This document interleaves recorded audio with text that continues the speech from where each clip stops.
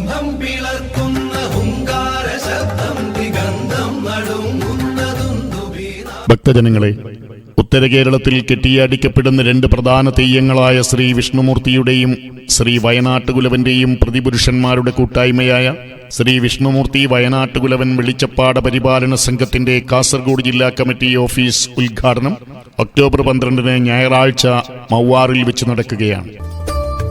വയനാടൻ മലയിറങ്ങി നാലു നാടിടം കൊള്ളാൻ ആദിപറമ്പും താണ്ടി.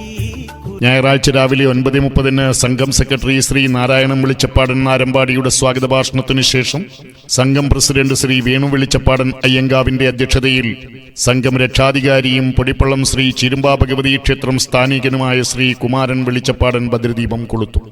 തുടർന്ന് ഉത്തര മലബാർ തീയക്ഷേത്ര സംരക്ഷണ സമിതി പ്രസിഡന്റ് ശ്രീ രാജൻ പെരിയ സംഘം ജില്ലാ കമ്മിറ്റി ഓഫീസ് കെട്ടിടം ഉദ്ഘാടനം ചെയ്യും. ഉത്തര മലബാർ തീയ സമുദായ ക്ഷേത്ര സംരക്ഷണ സമിതി സെക്രട്ടറി ശ്രീ നാരായണൻ ചൂരിക്കോട്, തീയ മഹാസഭാ സംസ്ഥാന പ്രസിഡന്റ് ശ്രീ ഗണേശൻ അരമങ്ങാനം, തീയ ക്ഷേമസഭാ സംസ്ഥാന president Shri A V Hariharasudhan എന്നിവർ മുഖ്യാതിഥികളായിരിക്കും.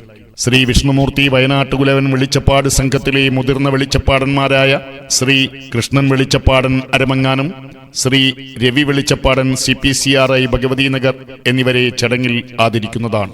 എല്ലാ കഴകത്തിലെ സ്ഥാനി